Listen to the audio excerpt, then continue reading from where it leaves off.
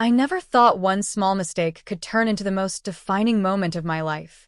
I remember that afternoon vividly, the sunlight spilling across my bedroom floor, my heart pounding like a drum in my chest. I had just, without thinking too much, slipped into my sister's soft, floral dress.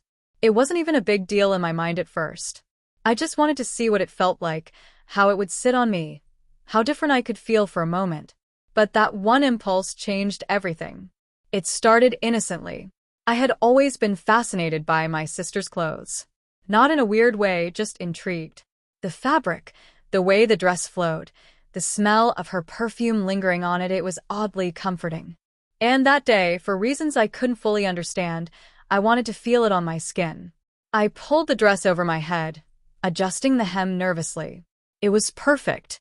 I felt lighter, softer, somehow freer. My reflection in the mirror made me freeze. I barely recognized myself, yet somehow I felt more like me than I ever had. And then, the sound that shattered my little world, her voice. "I see you've found my dress." I spun around, my cheeks burning. She was standing in the doorway, arms crossed, eyes wide but calm. Not angry, not screaming, not shocked like I had imagined. I had been rehearsing my apologies, imagining her fury, the way she would scream, the way my parents would humiliate me. But none of that happened. She looked at me for a long moment, just looking, like she was trying to understand something I hadn't even admitted to myself yet. And then she smiled. "Do you like it?" she asked quietly, almost gently. I couldn't speak. My throat felt tight, my hands shaking as I tugged at the dress like maybe it would disappear if I willed it. She stepped closer, the tension in the room shifting in a way I couldn't describe. "It looks good on you," she said softly. "Really good. You look different. But good different." I wanted to run, to hide, to disappear. Instead, I just nodded. I didn't know why, but her calmness, her lack of anger, gave me a strange kind of courage. And then she did something I will never forget. She sat down on my bed and patted the space beside her. My heart was hammering. "Come sit," she said. "Let's talk." I hesitated. Me, the person who had been terrified of judgment all my life, sitting down to confess something I had been ashamed of, it felt impossible. But her patience, her understanding eyes, pulled me in like gravity. "I know you've been hiding this," she said gently. "I've seen the way you look at my clothes, the way you watch me when I get ready. You're curious, and that's okay." My stomach twisted. Curiosity. That was what I had been telling myself it was. Not some weird thing. Just curiosity. I don't know why I do it, I admitted. I feel different when I wear them." She nodded slowly. "I understand," she said. "You're discovering something about yourself. Something that maybe you've been too scared to say out loud." Her words hit me like a punch. I had been terrified, thinking she would mock me, or tell me I was wrong, or worse, tell my parents. But she wasn't mad. She wasn't disgusted. She was understanding. And suddenly, a part of me that had been buried under fear and shame started to breathe again. "Do you want to try some of my other clothes?" she asked carefully, like she was testing the waters. My eyes widened. You mean it?" I whispered, barely believing it. "I do," she said. "If you want to explore who you are, I'll help you. I promise I won't laugh. I won't judge. I'll just be here." And that was it. The dam inside me broke. I started to cry, and she didn't look away. She just sat there, letting me feel the relief, the freedom, the terror all at once. For the first time in my life, I felt safe admitting something true about myself. The next hours blurred together. We experimented with different outfits, different styles, different ways of looking at the world through clothes. And with each piece, I felt pieces of myself unfold, little by little. She didn't make it weird. She didn't make it sexual or shameful. She just accepted. And in that acceptance, I found courage. It wasn't easy, of course. There were moments when doubt crept in, when I wondered if I was doing something wrong, if I was too much, if I was a mistake. But she was patient. Always patient. Always there to remind me that self-discovery wasn't something to rush or fear. In the days that followed, our secret sessions became a sanctuary. I started to see myself differently, not just in the mirror, but in my mind, in my heart. I realized I had been living in a box, shaped by fear of judgment, of rejection. But now, every dress, every skirt, every outfit I tried on was like a key unlocking parts of me I had hidden even from myself. One day, as I was wearing one of her old dresses, a simple pastel blue that she had loved, I caught my reflection in the living room mirror. I stopped in my tracks. I wasn't just wearing her dress anymore. I was standing in the middle of our home, fully visible to myself, fully accepting of myself, and fully alive in a way I had never been. She walked by, saw me, and winked. "Looking good," she said, as if nothing was strange at all. And in that moment, I realized she had given me more than clothes. She had given me freedom. She had given me courage. She had given me myself. I never expected her reaction to be so gentle, so understanding, so transformative. I had feared anger, rejection, humiliation. But instead, I found connection, love, and acceptance. And it changed me in ways I could never have imagined. Looking back, that moment, the moment I got caught in her dress, was the moment I truly started living. It wasn't just about clothes. It was about identity, about honesty, about courage. It was about learning that sometimes the people you fear the most will surprise you with a kindness you never knew you needed. And as I stand here today, telling you this story, I still feel the soft fabric of that dress against my skin in my memory. I still feel the warmth of her eyes, the patience in her voice, the freedom in her acceptance. And I know one thing for sure: being caught wasn't the end of the world. It was the beginning of mine. Because sometimes, the moment you're most afraid of is the moment that sets you free. After that first afternoon, everything started to change, but not in ways I could have predicted. It wasn't just about dresses or clothes anymore. It became about identity, about discovering parts of myself I had never allowed to exist. I found myself thinking about it constantly, my mind wandering to her wardrobe, to the soft fabrics, the colors, the feeling of freedom they gave me. And every time, a little knot of fear tightened in my chest. What if someone else saw me? What if my parents found out? But my sister's quiet acceptance gave me courage, and that courage started to grow. I began to notice changes in the way I moved, in the way I held myself. When I wore her dresses, I wasn't just wearing her clothes, I was stepping into a part of me that had been hidden, suffocated by shame and fear. It felt electric, almost like electricity flowing under my skin, awakening something I didn't even know was there. And yet, the fear never fully went away. I had to be careful. I had to hide. Because the world outside that room wasn't ready for me to be this version of myself. The first real test came a few weeks later. Our parents were out for the evening, and I thought I was alone. The house was quiet, and I slipped into one of her more elaborate dresses, a soft pink one she had saved for a party. I twirled in front of the mirror, my heart pounding with exhilaration, the way the skirt flowed around my legs, the soft brush of fabric against my skin. And then, I heard footsteps. I froze. My heart stopped. Who could it be? I wasn't expecting anyone. And then, the door creaked open. It was my sister. I panicked, thinking she had seen me like this and would be furious. But instead, she walked in slowly, almost reverently, and smiled. "You like it," she said, and my chest tightened. How could she be so calm? How could she not laugh or scream or anything? "Yes," I whispered, barely able to speak. I didn't mean anyone to see." "I know," she said softly, "but sometimes being seen is exactly what we need." Her words hit me like a tidal wave. I realized she wasn't just accepting me, she was encouraging me to exist fully, without shame. That night, she guided me through different ways of dressing, different styles, helping me experiment with colors, fabrics, and accessories. Every outfit felt like a tiny rebellion, a tiny victory over the fear I had carried for so long. Over the next few months, it became our secret world.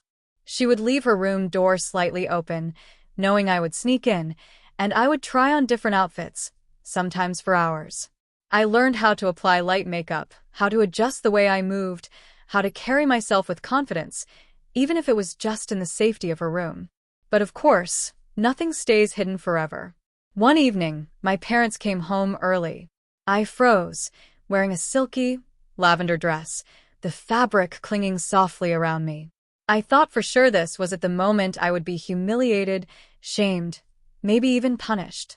But then, my sister stepped forward. "Mom, Dad," she said confidently. "I mean, he likes trying some of my dresses. It's okay." I blinked. My parents looked stunned. I braced myself for yelling, scolding, the whole world collapsing on me. But nothing. My mother's face softened. My father's eyes widened, but not in anger, more in surprise. "I see," my mother said slowly. "Well, if this is who you are, we'll have to figure out together." It was surreal. I felt like the ground had shifted beneath me. The thing I had feared most, being seen, being judged, had turned into something that felt almost liberating. For the first time, I didn't feel the need to hide completely. I felt acknowledged. And the acknowledgement gave me strength. The weeks that followed were transformative. I experimented with bold colors, long flowing skirts, and even hairstyles I never would have dared to try before. Every mirror I passed became a chance to explore, to see the world in a new way, to see myself in a new light. My confidence grew slowly, like a river carving its path through stone. And my sister was always there, sometimes guiding, sometimes just watching, always accepting. School became a new kind of challenge. I had to learn how to navigate the world outside our house. I couldn't wear dresses openly, yet not safely, but I started experimenting with subtle ways to express myself. A scarf here, a bracelet there, hints of color in ways that only I noticed. Each small rebellion felt like a declaration: I exist, and I am not afraid anymore. And then came the day I realized something important. It wasn't just about the dresses anymore. It was about who I was underneath them. The clothes, the fabrics, the styles, they were tools, ways to express a truth I had hidden for too long. The real transformation wasn't external, it was internal. I was learning to accept myself fully, and that acceptance was more powerful than any dress could ever be. Years later, I look back at that moment, the moment I was caught in my sister's dress, and I realize it was the beginning of everything. It was the spark that ignited a journey of self-discovery, courage, and freedom. And the thing that made it all possible wasn't the dress itself, it was the reaction. The calm, understanding, loving reaction of someone I trusted. Someone who saw me, really saw me, and chose to accept me instead of judging me. That experience taught me something I carry with me every day. Courage doesn't mean not being afraid. Courage means being seen anyway. And sometimes, the people we fear the most will surprise us with a kindness that changes our lives forever. Even now, when I see a dress, a scarf, or a piece of clothing that calls to me, I don't hesitate. I embrace it. I embrace myself.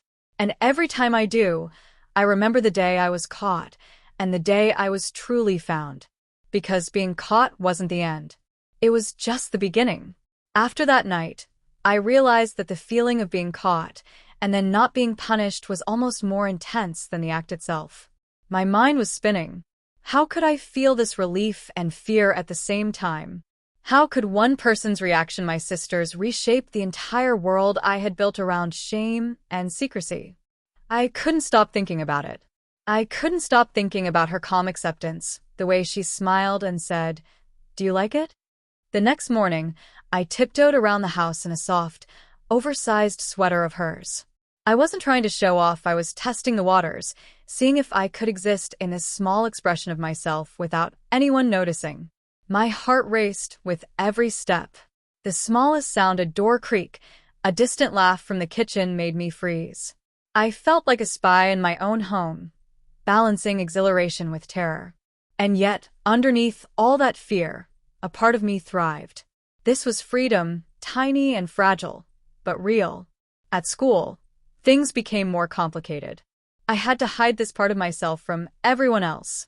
Friends laughed about fashion, about makeup, about clothing trends, and I felt like an actor watching from behind the curtain, longing to step onto the stage, but terrified of the audience. Every glance, every casual joke, made my chest tighten. But I also began noticing something important. My self-awareness was growing. I started to understand subtle ways of expressing myself without drawing attention, little cues that made me feel whole without risking exposure. And that awareness, that strategic courage, became a skill I hadn't known I needed. Home remained my sanctuary. Every evening, my sister and I shared quiet rituals, sometimes just swapping clothes, sometimes helping each other pick colors or matching shoes. She taught me about textures, about the way fabric could shape movement, even about posture.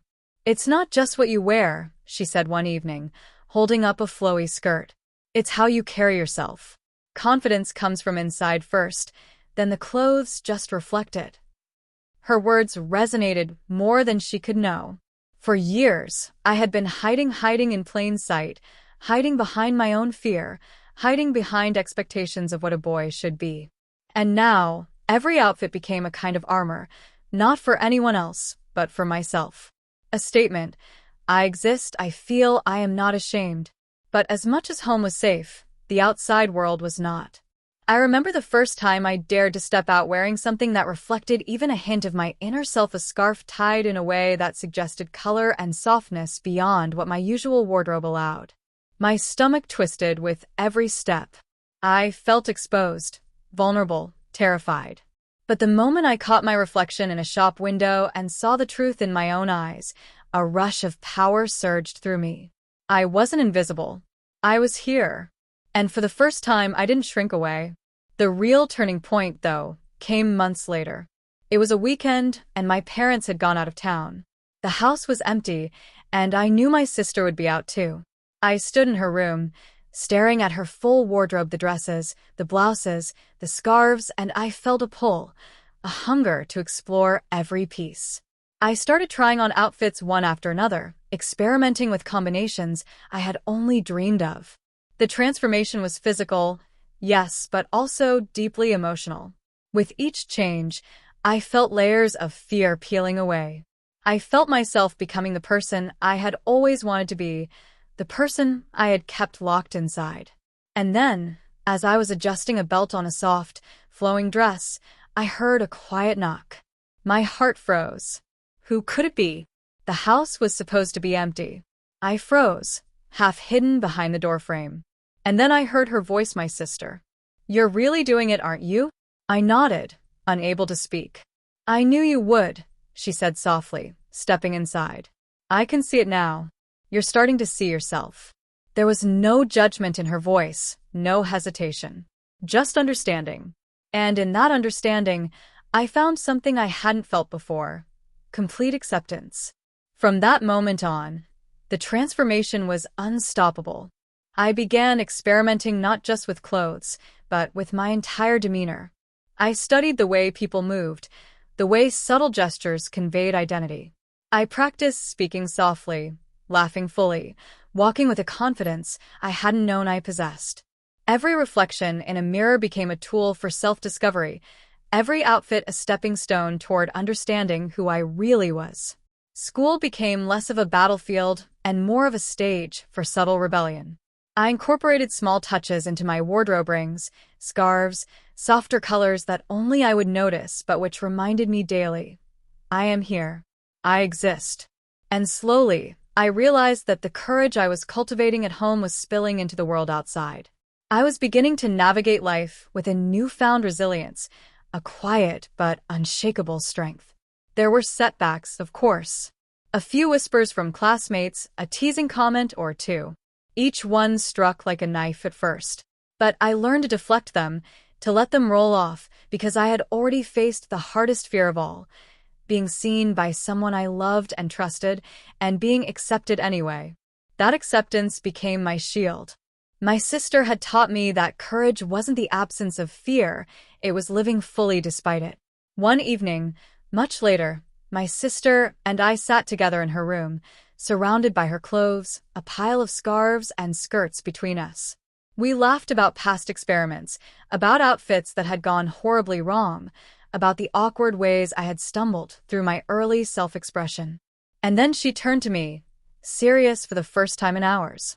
"You've changed," she said. You're not just trying on clothes anymore. You're becoming yourself. And that's beautiful. I felt tears prick my eyes. Not just for the words, but for the journey itself, the fear, the courage, the acceptance, the transformation. I realized that what I had been seeking all along wasn't clothes, or attention, or even approval. It was freedom. The freedom to exist fully, to explore, to grow, to be myself without shame. Years later, I still remember that first moment vividly, caught in her dress, terrified, expecting anger, expecting humiliation, expecting the world to collapse. Instead, I found understanding, patience, love, and ultimately, the courage to become who I was meant to be. That moment set everything into motion. That moment made me brave. That moment changed my life forever. Because sometimes, the thing you fear most, the thing you think will destroy you, turns out to be exactly what saves you. And as I look in the mirror now, the memory of that first dress still lingers, soft against my skin in my mind. Every outfit I wear, every choice I make, every reflection I catch, it reminds me of the journey from fear to courage, from hiding to self-acceptance, from shame to freedom. I exist. I am seen. I am alive. And all it took was one person to believe in me, one quiet moment of understanding, one sister who didn't react the way I expected, and in that unexpected reaction, I found myself. After that pivotal moment with my sister, life became a delicate balancing act. Every day was a mix of fear, excitement, and discovery. I was learning how to exist in two worlds at once: the world outside that demanded conformity, and the private world inside my sister's room that let me explore who I truly was. And every day, that private world became more essential to my sense of self. Some nights, I would lie awake, staring at the ceiling, replaying the day's events over and over. I'd think about the moments when I had almost been caught by my parents or classmates, about the whispers that brushed past me in hallways at school. The fear was still there, sharp, gnawing, but now, it coexisted with a thrilling sense of agency. I wasn't just hiding. I was learning. I was growing. And slowly, the person staring back at me in the mirror started to feel real. There were moments of near disaster that tested everything I had learned. One afternoon, I had been trying on one of my sister's longer dresses, practicing the way it flowed as I walked across her room. I didn't hear my mother's car pull into the driveway. The moment she opened the door, my heart jumped into my throat. I froze, holding my breath, gripping the hem of the dress. She didn't yell. She didn't gasp. She just stood there looking at me and said, "Oh, I see." The simplicity of her words stunned me. I had expected storms, accusations, explanations. Instead, I got quiet acknowledgement. That moment became a turning point. I realized the courage I had been building wasn't just for private moments; it could survive exposure. That realization strengthened me in ways I hadn't anticipated. School remained a different battlefield.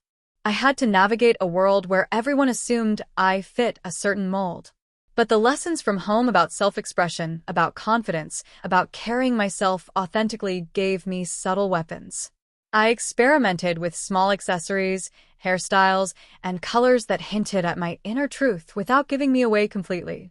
Each successful day felt like a victory, a proof that courage wasn't about being fearless, but about moving forward despite fear.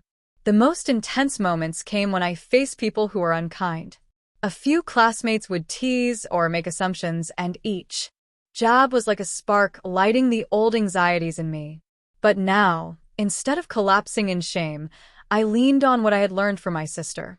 I learned to stand taller, to smile softly, to let the words pass through me without sticking. Each encounter reinforced my growing belief. My identity wasn't something to hide. It was mine to claim. At home, my sister became more than a mentor. She was a partner in exploration, a guide through this new life I was carving for myself. She helped me understand not just how to dress, but how to feel comfortable in my own skin. Every outfit became a tool, a language through which I could communicate the pieces of me I had kept secret for so long. We shared long talks about fears, aspirations, and what it meant to truly accept yourself. Months passed, and the changes in me became undeniable. I carried myself differently. I spoke differently. Even the way I walked seemed to have a rhythm of confidence I hadn't known before. And yet, the transformation wasn't just physical, it was spiritual, emotional, and deeply personal. I was learning to inhabit my own body fully, to honor my own feelings, and to embrace my own identity with pride. There were setbacks, of course. A few careless comments, a moment of doubt, a night when fear threatened to consume me. But each time, I reminded myself of the moment I was caught in my sister's dress. I remembered her calm eyes, her understanding, and the freedom she gave me to exist as I was. That memory became my anchor, my shield, and my guide through every storm. Then came the day that tested everything. My parents had been away for a week, and I was practicing outfits in my sister's room when the door opened suddenly. My father stood there, eyebrows raised, silent for a moment. My heart stopped. I had rehearsed countless apologies, excuses, and explanations, but nothing prepared me for the reality of being fully exposed. I braced myself for anger. I braced myself for disappointment. I braced myself for humiliation. But instead, he sighed, long and slow, and said, "I see." That simple acknowledgement shook me. It wasn't enthusiastic acceptance, but it wasn't rejection either. It left space for understanding, for dialogue, for growth. And that space, more than any dress or mirror reflection, was where transformation truly happened. In the weeks that followed, conversations opened up slowly, carefully. I explained my feelings, my desires, my sense of identity. My parents asked questions, sometimes awkwardly, sometimes gently, but always listening. And through those conversations, I realized the world outside my sister's room didn't have to be a place of fear. I could extend the courage I had built in private into the wider world, step by step, slowly, safely. By the time I finally felt fully comfortable in my own skin, I had transformed in ways I couldn't have imagined. I wasn't just wearing dresses, I was living truthfully, openly in the parts of myself I had once hidden. I had learned that courage, acceptance, and love could come from the most unexpected places, and that the moment you fear most being seen, being caught can also be the moment you are truly found. And looking back, I realized that the moment I was caught in my sister's dress was the turning point that made everything else possible. It taught me that identity is not something to hide, that courage is not the absence of fear, and that acceptance can change a life. Because sometimes, being caught isn't the end. It's the beginning. The months that followed were a roller coaster. Every time I put on one of my sister's dresses, a wave of exhilaration washed over me, immediately followed by a punch of fear. It was like standing on the edge of a cliff. One step forward, and I could fall into exposure, humiliation, or misunderstanding. One evening, as I practiced walking in a delicate silk dress, I heard footsteps. My mother had come home early. My heart froze. I ducked behind the door, clutching the fabric, every muscle in my body rigid. "Roshan," she called out. Her voice was calm, tentative, but the word felt like thunder in my chest. I could hear her moving through the hallway, the floorboards creaking with each step. My mind raced through every possible excuse, every lie I could tell, but none felt right. Then, unexpectedly, she stopped outside the door. There was a long silence, the kind that presses on your chest and makes your heartbeat echo in your ears. I braced myself for anger, for disappointment, for something I had imagined 1,000 times.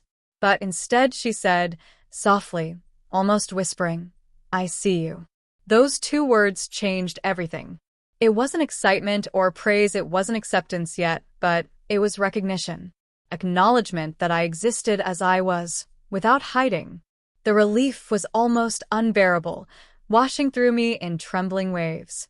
I realized that fear and courage could coexist, that being exposed didn't have to mean being destroyed. After that, I began testing boundaries in small ways. I would leave the house wearing subtle hints of self-expression, colorful scarves, bracelets, tiny touches that made me feel like myself without attracting attention. Each day became an exercise in courage. Each small step reinforced my confidence. And every night, in the safety of my sister's room, I expanded my expression further. Bold dresses, flowing skirts, experimenting with layers, textures, and colors. But the real test came unexpectedly. One afternoon, my father walked in while I was trying on a long, floral dress. I froze instantly, my body stiff, my mind blank. The fear was suffocating. My heart was pounding like a drum. I expected shouting, accusations, humiliation, but instead, he just looked at me. There was no anger, no laughter, just silence. I see, he finally said quietly. It wasn't warmth, it wasn't understanding, but it was acknowledgement. And in that silence, I felt the weight of years of hidden fear start to lift. I realized that the courage I had been cultivating privately was strong enough to survive exposure. That moment became the final confirmation I could exist authentically, even in the face of the world's judgment. The weeks that followed were transformative. I no longer felt confined to secret spaces. My self-expression began to flow naturally, subtly at first, then more boldly. I started walking with purpose, speaking with confidence, and allowing my presence to occupy space without apology. Each reflection in the mirror became a celebration, each outfit a statement of my true self. My sister remained my guide, my confidant, my anchor. She encouraged me, guided me, and never once judged me. Together, we experimented, laughed, and explored the full spectrum of what it meant to express identity authentically. She helped me understand that transformation isn't just about appearances, it's about living truthfully, embracing fear, and finding courage to be seen. And then, one quiet evening, as we sat surrounded by scarves and skirts, she turned to me and said something I'll never forget. You're not just wearing dresses anymore. You're becoming yourself. And that is beautiful. Tears filled my eyes, not for shame, not for fear, but for the journey itself. Every step, every stumble, every moment of hiding had led to this. I understood then that the dresses, the skirts, the fabrics, they were tools, expressions, but not the core of me. The real transformation had been internal, learning to love myself, to honor my identity, to claim courage even when it terrified me. Years later, I still remember that first moment vividly, caught in my sister's dress, expecting anger, humiliation, rejection. Instead, I found patience, understanding, and love. That moment became the catalyst for a life I could finally live authentically, fully, and courageously. Now, every time I see a dress, a scarf, or a soft fabric calling to me, I embrace it. Not as a secret, not as something hidden, but as a part of who I am. The journey from fear to freedom, from hiding to being seen, from shame to courage, it all began with being caught, and all of it continues every day. Because sometimes, the moments we fear most, the moments we think will destroy us, become the very moments that set us free. And in that freedom, we finally find ourselves.